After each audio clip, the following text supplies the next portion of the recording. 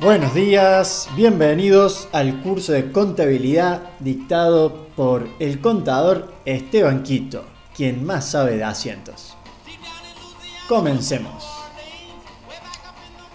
Bien, recordarán la clase pasada, les pedí que investigaran un poco lo que es la resolución técnica número 8, así que aclararemos algunas cuestiones previamente.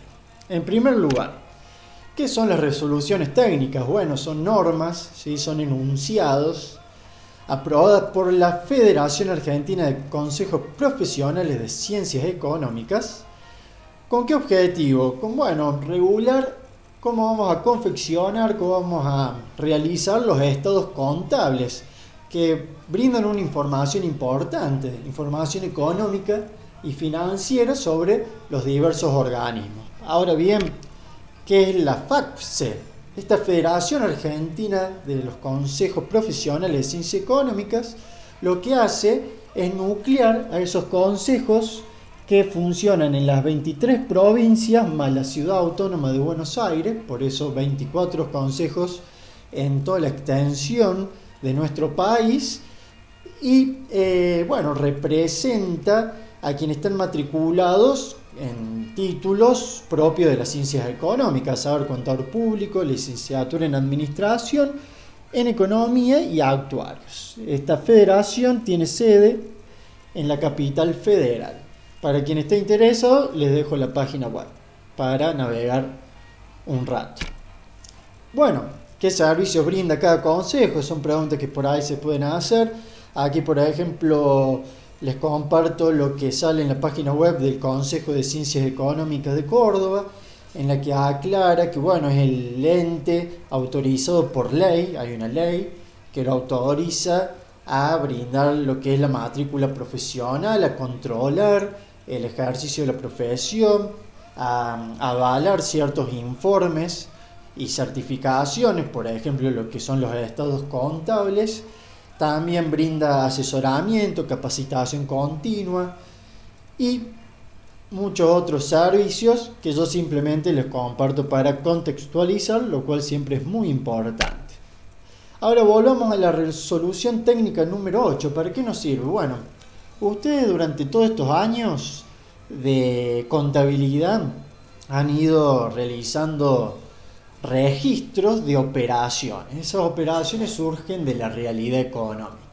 Esa realidad nos da lugar a realizar registros, como los expresamos en asientos, es lo que saben hacer seguramente después de varios años de contabilidad. Esos asientos terminan en un resultado final que es la información, y eso es la clave de contabilidad de sexto año: ver cómo exponemos, cómo informamos esto que hemos ido relevando por medio de balances. Y lo que hace la resolución técnica número 8 es regular, normar cómo vamos a exponer estos balances. Dentro de la tarea les preguntaba a ustedes cuáles son los estados contables básicos. Han respondido muy bien, son 4: el estado de situación patrimonial o balance general, estado de resultados para las organizaciones con fin de lucro, y estado de recursos y gastos se llama para los entes sin fines de lucro, el estado de evolución del patrimonio neto y el estado de flujo de efectivo. Veamos cada uno en detalle. Les advierto, la clase va a ser larga. Espero que no se aburran. Cada tanto iremos deteniéndonos un poco para que no se haga denso. Les hago la aclaración también que en cualquier momento empezamos con los prácticos, los ejemplos numéricos, pero antes es necesaria esta aclaración. Ustedes investigaron sobre esto, el estado de situación patrimonial, que nos muestra 4 grandes capítulos: el activo, el pasivo, participaciones de accionistas no controlantes. Ese ítem C, lo sabremos del teórico, pero quédense tranquilos, no vamos a ver ningún caso que incluya eso.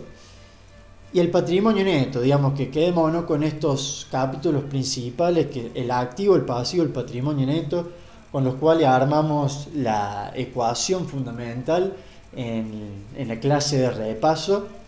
Y que hicimos, quien tenga duda vuelva al video anterior de la clase 2 en la que explicamos bien de dónde surge el activo, el pasivo y el patrimonio neto. Vamos a profundizar un poco el estudio ahora. Bueno, hay una clasificación. ¿Cómo se clasifican el activo y el pasivo?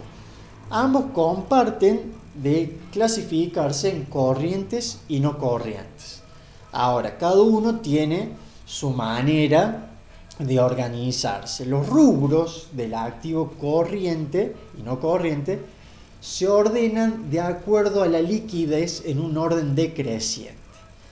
¿Qué significa esto de la liquidez? El activo líquido a la perfección es el dinero en efectivo. Se considera que un activo es líquido cuando tiene la capacidad de cancelar una obligación sin una pérdida de valor. Entonces, cuando nos dice decreciente, significa que ordenaremos el activo desde lo más líquido, en primer lugar, hasta lo menos líquido. Desde aquello que ya es dinero en efectivo o es dinero, en depósitos bancarios, a bienes que cada vez van a ser más difícil convertirlos en efectivo. Ya vamos a ver un ejemplo. En cambio, los pasivos los vamos a clasificar primero ordenando a las obligaciones ciertas. ¿Qué son las obligaciones ciertas? Aquellas que ya sabemos que tenemos y que vamos a tener que afrontar, y las contingentes que, por el contrario, de alguna manera las expresamos en la contabilidad, pero todavía no tenemos certeza que surja una obligación de estos hechos. Bien, veamos qué pasa en lo que hace al activo propiamente dicho. Bueno, vamos a clasificarlo en corriente y no corriente, computado desde la fecha de cierre del periodo al que se refieren los estados contables. Si estoy cerrando un balance al 31 de diciembre del año 2018, voy a contar un año desde el 31 de diciembre de 2018 en adelante. ¿Qué significa?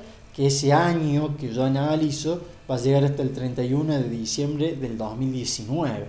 Entonces, si yo espero que estos activos se conviertan en dinero o en equivalente hasta el 31 de diciembre del 2019, o si ya son efectivo o equivalente a la fecha, lo voy a clasificar como activo corriente. Por el contrario, si no cumple con esa condición, van a ser no corrientes.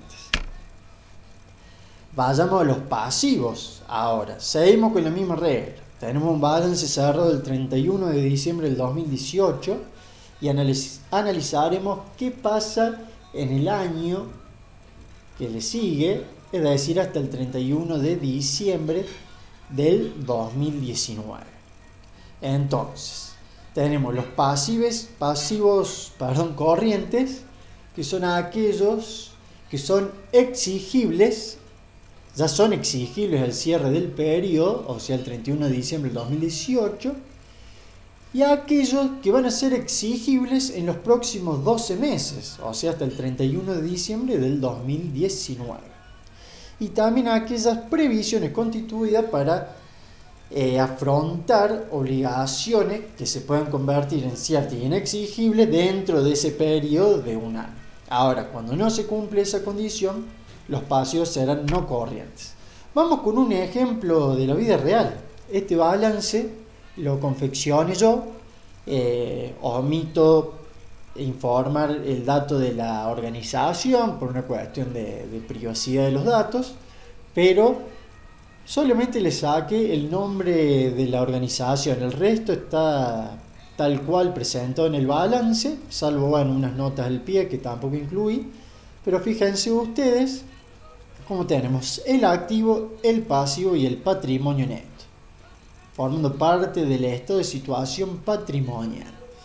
El activo está organizado, clasificado de acuerdo al corriente y no corriente. El pasivo también. Fíjense que la información es comparativa. Cerrado este balance cierra marzo de cada año, en este caso marzo 2015 comparado con marzo 2014. Bien, fíjense cómo vamos a ordenar de lo más líquido a lo menos líquido. Lo más líquido es el dinero en efectivo, es el dinero que tenemos en los bancos, ¿sí? Como caja de ahorro o cuenta corriente, lo cual conforma el rubro caja y bancos, por eso está en primer lugar. En segundo lugar, los créditos que tenemos, esas cuentas a cobrar que tenemos, por ejemplo, por los servicios prestados. En el tercer lugar de lo que hace este activo corriente, otros créditos varios, allí he incluido créditos impositivos, por ejemplo. Por el contrario, como no corriente, es decir, que no esperamos que se conviertan en dinero en efectivo o equivalente en el plazo del próximo año, es decir, hasta el 31 de marzo del 2016, tenemos los bienes de uso. ¿Y por qué los bienes de uso? Bueno, justamente tienen un destino de no querer disponer de ellos para luego venderlos, sino de usarlos, ¿sí? Máquinas, herramientas, rodados, inmuebles, instalaciones, etcétera, etcétera.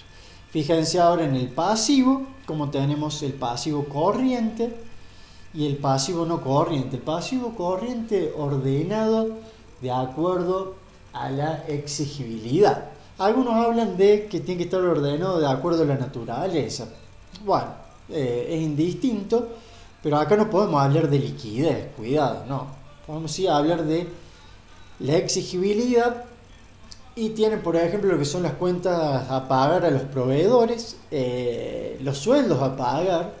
Fíjense ahí, probablemente estos son los sueldos del último mes que se paga en los primeros días hábiles del mes siguiente.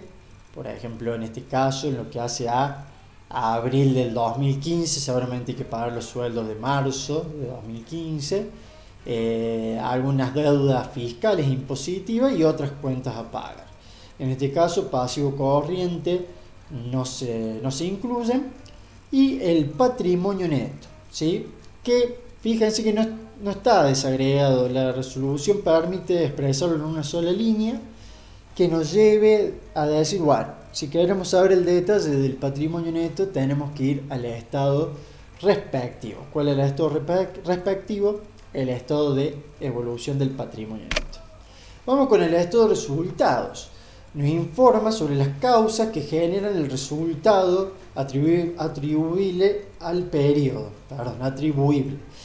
¿Qué es el resultado? Bueno, ¿cómo nos fue? Comparemos los ingresos y los gastos y veremos si hubo ganancias o si hubo pérdida. ¿Cómo estructuramos este estado? Bueno, entre resultados ordinarios, que son aquellos resultados comunes que están directamente relacionados a la operatoria habitual de la empresa, y por el contrario los extraordinarios, aquellos excepcionales, atípicos, que rara vez suceden y que cuando suceden, bueno, estamos en la obligación de registrarlos. Fíjense, con la misma empresa, también les traigo un ejemplo. Esto es un balance real, reitero. Y fíjense, bueno, tenemos en primer lugar el resultado, ¿sí? Un primer informe de lo que es la ganancia bruta entre los ingresos principales y los costos asociados a esos ingresos. Después tenemos otros gastos y otros resultados que uno va detallando, pero fíjense cómo tenemos este subtotal de ganancia o pérdida ordinaria. Dejo un lugar para las extraordinarias, que en este caso no hay, que por lo general es así, porque justamente son extraordinarias. Y culminamos con la ganancia o pérdida del ejercicio. En este caso, como son números positivos, es una ganancia. Los ingresos han superado los gastos. Bien. Tomamos un recrédito.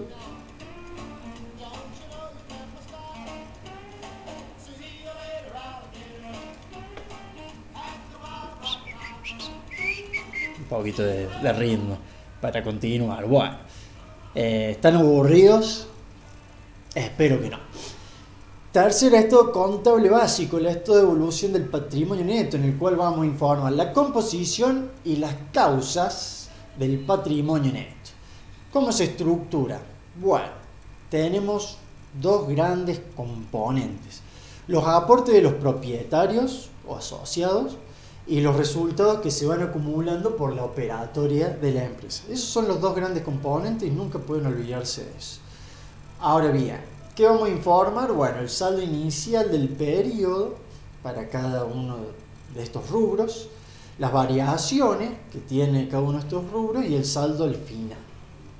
También vamos a hacerlo en forma comparativa con la del ejercicio precedente. Seguimos con los ejemplos de la vida real. Fíjense cómo acá tengo el rubro de los aportes de los propietarios, comenzando con el capital, ajuste que se le hacen al capital, aportes irrevocables, que es un tema, bueno, algo complejo, no viene el caso, pero bien separado de lo que son los resultados acumulados, que están los resultados reservados que por alguna reglamentación no pueden distribuirse, resultados todavía no asignados, aquellos resultados que vamos acumulando con el paso del tiempo.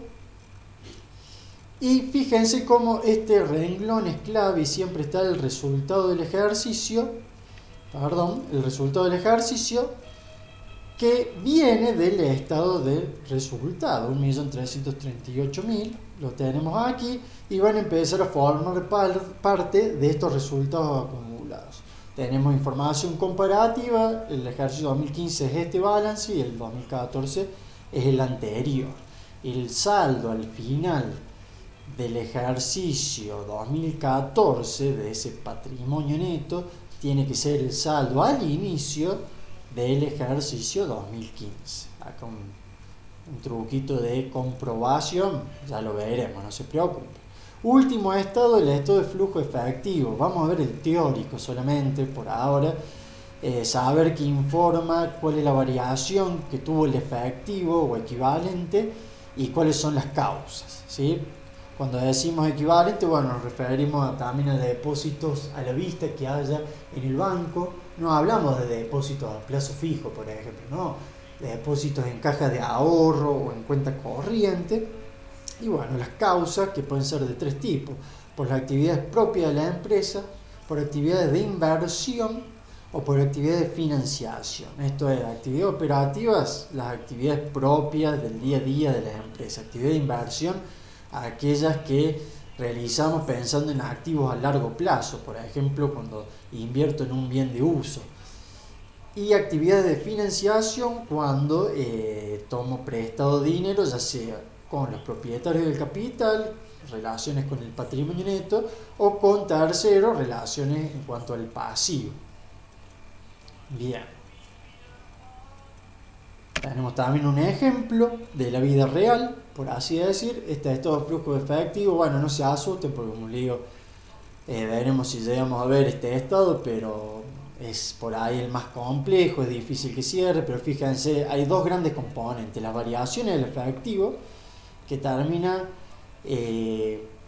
concluyendo que aumentó el efectivo en 669.365,14 pesos. Y lo que hacemos debajo es encontrar las causas de esa variación. Vamos viendo, de acuerdo a la actividad operativa, a la actividad de inversión, a la actividad de financiación, finalmente llegamos, y esto es lo difícil que cuadre, por qué varió ese efectivo, y justificamos la variación que habíamos encontrado en la primera parte de este estado. Ven cómo coincide aquí, donde podemos ver esto también en el estado de situación patrimonial. Podemos ver que la caja, caja y banco, hoy tiene un saldo de 836.000 pesos con 367.000. ¿Cuánto aumentó? Bueno, lo que está informado acá en este estado de flujo de efectivo, cómo varió el efectivo y equivalentes. Bueno, espero no haberlos mareado con la explicación. Era necesario un recorrido por lo que son los estados contables. ¿Para qué? Para de alguna manera comenzar con los prácticos, cosa que les voy a explicar en un videito que también les voy a estar adjuntando, que va a ser la tarea de la clase 3. Desde ya, muchas gracias y hasta la próxima. Los dejo con un poquito de buena música de Elvis Presley. Hasta pronto.